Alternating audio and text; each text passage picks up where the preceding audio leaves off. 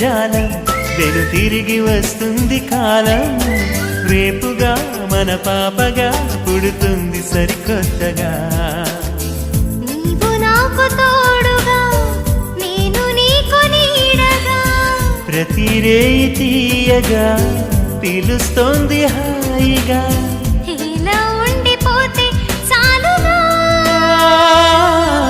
నువ్వంటే నాకిష్టమని అన్నది నా ప్రతి శ్వాస